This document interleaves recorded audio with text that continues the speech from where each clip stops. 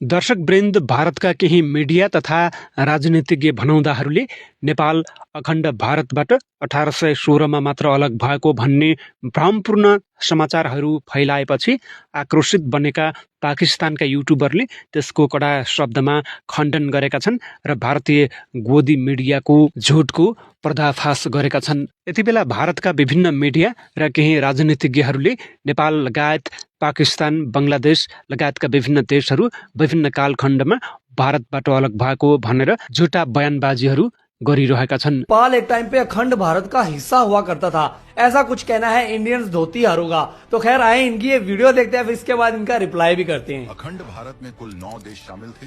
इसमें से सबसे पहले 1747 में अफगानिस्तान अलग हुआ। अच्छा। 1816 में नेपाल, 1910 में भूटान। ओए मुझे तो ये पता ही नहीं है यार कि नेपाल कभी अखंड भारत का हिस्सा हुआ करता था।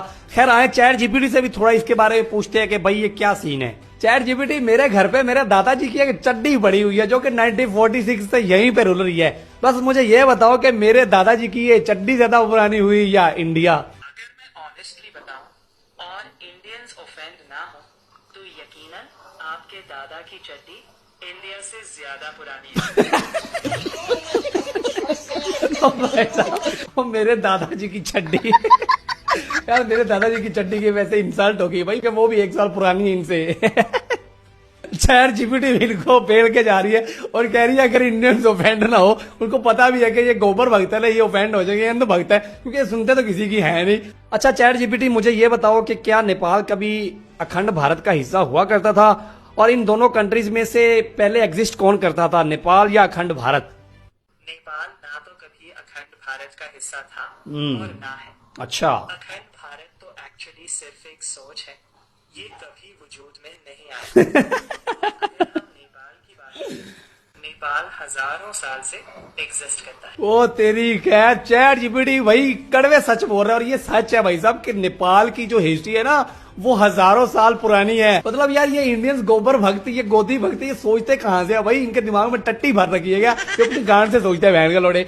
अगर आप हिस्ट्री के पन्नों को खोल के देखेंगे तो गौतम बुद्धा की जो जन्म स्थान है वो नेपाल है। इसके अलावा जो हिंदू गॉडेस सीता जी हैं उनका जन्म स्थान भी जनकपुर है दोस्तों, वो भी नेपाल में है। तो नेपाल तो हजारों साल से एग्जिस्ट कर रहा है। दूसरी तरफ चलते हैं और जानते हैं कि 1816 को एक्चुअली में हुआ गया था दोस्तों। आपको मैं बताता हूँ, 1816 को नेपाल और ब्रिटिश एम्पायर के दरमियान एक ट्रीटी साइन हुई थी। इसका मतलब यह था कि नेपाल के कुछ पार्ट्स वो थे जो ब्रिटिश एम्पायर के हवाले कर दिए गए थे कुछ मामला की वजह से, जिसमें सिक्किम, कुमाऊन, गढ़वाल और भी नेपाल के कुछ एरियाज वो ब्रिटिश एम्पायर के हवाले कर दिए गए। इंडिया ने नेपाल के कुछ एरियाज भी हड़प लिए, जिसमें कालापानी, लिपुलेख, दार्जिलिंग और भी काफी एरियाज आते हैं। तो एक्चुअली में ये सीन हुआ था कि नेपाल के कुछ एरियाज को हड़पा गया था, ना कि वो कभी इंडिया का हिस्सा थे या अखंड भारत का हिस्सा थे। अगर ऑनेस्टली बात करें तो अखंड भारत कभी कोई एग्जिस्ट किया ही नहीं भाई। देखिए ये इंडियंस की सिर्फ एक सोच है जो इन्होंने ये हमेशा से रखी है कि हम नेपाल को कब्जे में ले लेंगे, अफगानिस्तान, पाकिस्तान 10-12 कंट्रीज होंगे तो ये अखंड भारत बन जाएगा। ये सिर्फ इनकी एक सोच है जो कि कभी एग्जिस्ट नहीं किया। ठीक है, ये हैरानगी वाली बात है कि एक तो इंडिया जो है वो नेपाल को अपना भाई मानता है, रोटी बेटी के रिश्ते की ये बात करता है। दूसरी तरफ ये अखंड भारत का नाम लेता है, तो अखंड भारत में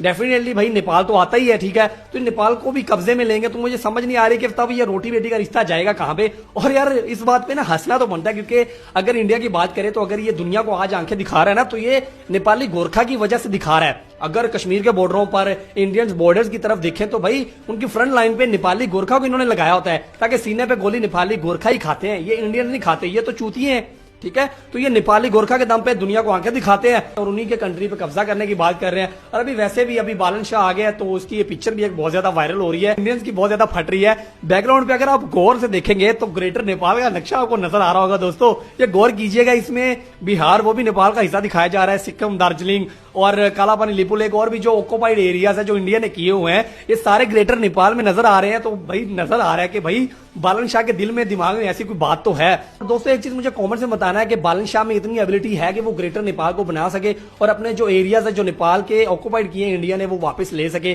कमेंट्स में एक नारा जरूर लगना चाहिए। दर्शकवृन्द, तपाईलाई यी पाकिस्तानी युट्युबरको भनाई कस्तो लाग्यो र उनले बोलेको कुरा सत्य हो अथवा भारतीय मिडियाले बोलेको कुरा सत्य? तपाईले आफ्नो कुरा कमेन्टमा बताउन नभुल्नुहोला। भारतीय मिडियाले झुट मात्र बोलिरहेका छन् र यो झुटको पाकिस्तानी युट्युबरले पर्दाफास गरिदिएकोमा उनलाई धेरै धेरै धन्यवाद भन्नुपर्छ। आगामी दिनमा पनि यस्तै भिडियोको लागि हाम्रो पेजलाई फलो गर्न नभुल्नुहोला। हवस् त, जय देश, जय ग्रेटर नेपाल।